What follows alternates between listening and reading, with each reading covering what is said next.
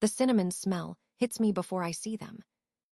Mom stands by the couch, folding baby clothes in soft pink and blue.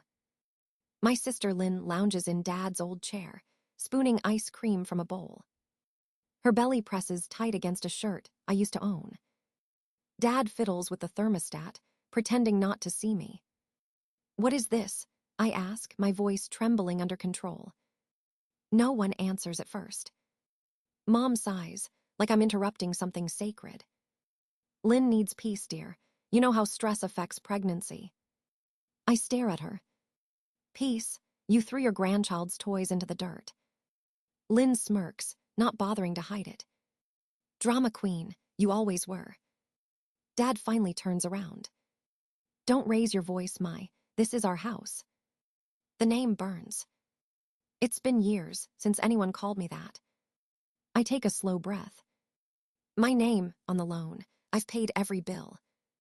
Mom folds another tiny onesie with careful precision.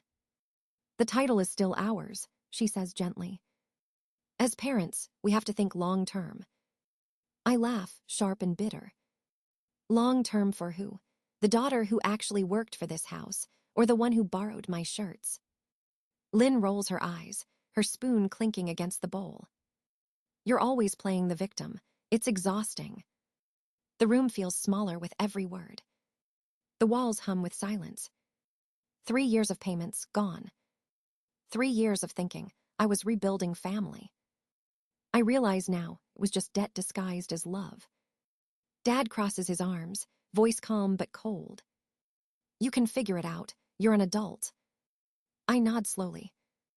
"You're right, I am." I turn toward the door, my hands shaking. Mom's voice follows me. "Don't be so emotional. We packed most things properly." Something snaps inside me. "You packed my daughter's life into garbage bags. That's not proper." The air thickens. No one moves. Even Lynn's smirk fades for a second. But they don't stop me when I walk out. The wind hits harder outside. My daughter still waits on the suitcase, clutching her rabbit. Her eyes search mine. "Can we go home now, Mommy?" I crouch beside her. "This isn't our home anymore." She frowns, confused. "Then where do we go?" "Anywhere else," I whisper. The neighbors peek through blinds, pretending not to judge. I lift the suitcase, grab her tiny hand. Each step down the driveway feels heavier than the last. The maple tree sways, leaves scattering across the cracked pavement. Behind us, the curtains move again. A shape, maybe Mom, watching. I don't look back. If I do, I might turn to stone. At the car, I buckle my daughter in. Her stuffed rabbit stares from her lap, ears bent sideways. I start the engine. The house shrinks in the rearview mirror. Once it meant safety. Now it's just a cage I helped pay for. My daughter hums softly to herself, half a lullaby, half a goodbye. I drive until the road blurs, and the tears finally fall. The guest room smells like lavender and dust. Han made up the bed for us, clean sheets and soft light. My daughter falls asleep clutching her rabbit. I stare at the ceiling, counting the cracks like constellations. Sleep won't come. The image of our things on the lawn plays on a loop. The inhaler. Her asthma. It's still in the bathroom cabinet. I check the clock. 2:13 a.m. My phone glows on the nightstand. 3 missed calls from Dad. A message from Mom. "Stop being dramatic." The words sting more than I want to admit. I pull on a jacket. I'll go back, get the inhaler, and leave before dawn. The floor creaks as I pass the kitchen. Han's voice startles me. "Where are you going?" Her hair, up in curlers, same as always. "I need to get something for my kid." She pours tea, motions for me to sit. "Wait until morning. You shouldn't face them alone." But morning brings new walls. The locks don't fit. My key turns halfway and stops. A new lock glints in the light. They changed it. They knew I'd come back. My breath shakes as I knock. No answer. Through the window, I see movement.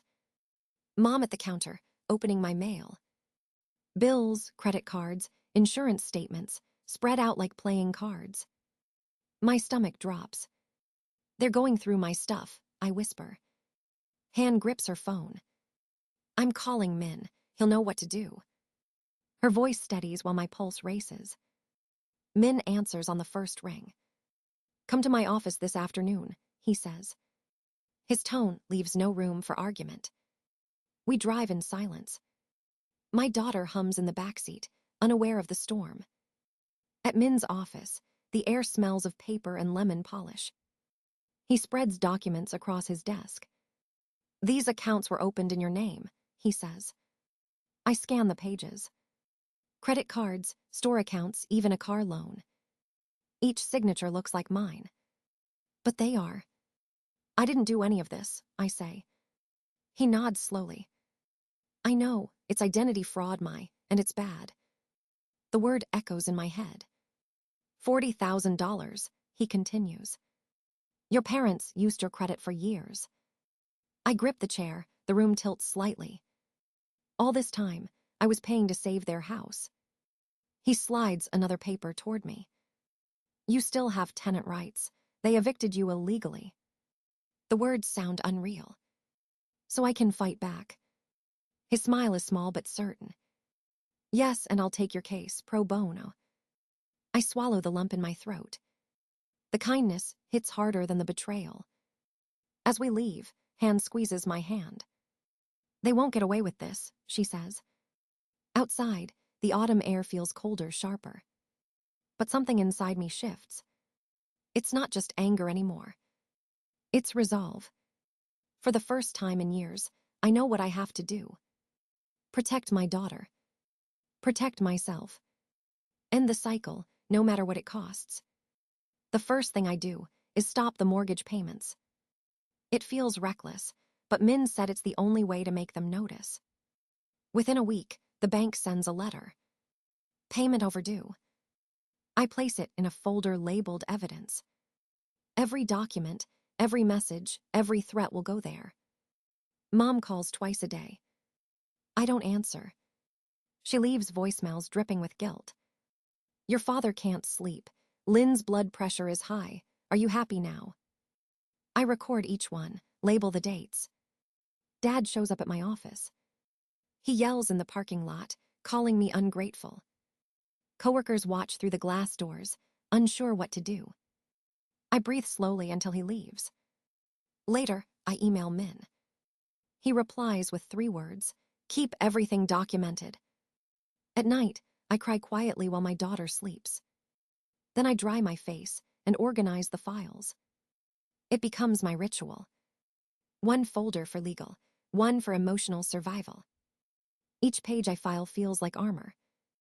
Lynn posts on social media about family betrayal. Old friends send me messages, asking if it's true. I don't explain. Let them believe what they want. Truth doesn't need an audience. Han texts me every morning. Coffee, breathe, you're doing the right thing. Her words keep me steady when doubt creeps in. At work, I stay late, hiding behind spreadsheets and policy renewals. Numbers make sense, people don't. One afternoon, Mom storms into the building. Her voice carries across the lobby. We need to talk about your behavior. I lead her outside, heart pounding. She accuses me of abandoning my family duties. I remind her who abandoned whom. When she threatens me with guilt, I smile. I've already spoken to the bank, I say. Color drains from her face. For once, she doesn't have a script ready. I return inside, shaking but proud. My coworker asks if I'm okay. Yes, I say. And for the first time, it's true. That night, Min calls. The eviction case is strong, he says. They can't hide behind the mortgage anymore. I close my eyes, relief mixed with fear. What happens next? We wait, he says. Waiting becomes another test. Bills pile up. June asks why we can't visit Grandma. I tell her, sometimes love needs distance to heal. She nods, too wise for her age. A letter from the bank arrives. Foreclosure process begins in 90 days. I stare at the words, heart steady. For them, it's the end of control. For me, it's the start of freedom. The night air smells of rain. I step onto the balcony, phone in hand. Another message from Lynn flashes on the screen. You'll regret this. I smile, type one line back. Not anymore. Then I delete her number and breathe. The storm is still coming, but I'm not the same woman who ran from it. This time, I'm ready to stand in the rain. The apartment is small but quiet. 2 rooms, 1 thin wall, and a view of old brick buildings. June calls it our castle. I call it a beginning. The ceiling leaks when it rains, and the faucet squeaks at night. But it's ours. No one can throw us out. We unpack slowly, box by box. June tapes her drawings on the wall: sun, trees, a smiling house. I set up a second-hand table near the window. That's where I keep my files, my laptop, my courage. Min emails updates about the case. The bank has frozen the account. The investigation into identity theft has begun. Each message feels like one step closer to freedom.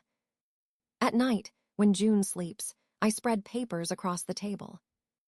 Dates, signatures, screenshots, all the proof of what they did. Sometimes my hands shake, but I keep sorting. The fear is still there, but it doesn't own me anymore. Mom's texts come every few days. Your father's health is failing. Lynn can't handle the stress. Each message ends the same way: please stop. I file them all. The phone rings once, twice, then stops. I stop expecting apologies. Some debts can't be paid with words. Han visits with groceries and jokes. She brings soup, stories, and warmth I forgot existed. You're getting stronger, she says. I just look like it, I answer. She shakes her head. No, you've always been strong. You just forgot. When she leaves, the silence feels less heavy. I check on June. She sleeps curled around her rabbit, breathing softly. I whisper, we're safe now. The next morning, my boss calls me in. He hands me a check, an advance I didn't request. I heard about your situation, he says. Take care of your little girl. Tears sting, unexpected and clean. Not all kindness comes with conditions. That night, I pour tea and open Min's latest file. He's drafted the lawsuit. Wrongful eviction. Financial exploitation. It's all in black and white. My name at the bottom, waiting for a signature. I stare at the line. It feels like the edge of a cliff. If I sign, everything changes. I think of June's tiny voice asking, where do we go now? I think of the night wind on our faces, walking away from the house. I think of the woman I was, tired, afraid, still begging for love. I pick up the pen. The ink flows smooth, steady, certain. It's not revenge. It's reclamation. When the envelope drops into the mailbox, it makes a soft, final sound. June licks her popsicle and asks, is that it, Mommy? I nod. That's it. She smiles, sticky and bright. For the first time in years, I feel light. I don't know what comes next, but I know it's ours to build. And this time, no one else gets to own it. They arrive on a Sunday evening, unannounced and loud. Mom, Dad, Lynn, 2 aunts, and an uncle crowd my doorway. Even the hallway smells of their perfume and anger. Dad holds a casserole dish like a peace offering. Lynn lowers herself onto the couch, hand on her swollen belly. Mom's voice softens, sugar-coated and sharp. We need to talk as a family. The word family tastes bitter now. I open the door wider, let them in. June peeks from her room, clutching her rabbit. Go play for a bit, honey, I whisper. She nods, disappears down the hall. The living room feels smaller with them inside. Their voices overlap, excuses wrapped in guilt. You shouldn't have involved the court. You're ruining your father's health. Lynn needs that house for her baby. I listen without interrupting. Then I place a folder on the table. Inside are papers, photos, receipts, and transcripts. Every lie translated into facts. These are your signatures, I say quietly. Your withdrawals, your texts. Dad's jaw tightens. Uncle Coy leans closer, eyes narrowing at the documents. What is this? He murmurs. The truth, I answer. I press play on my phone.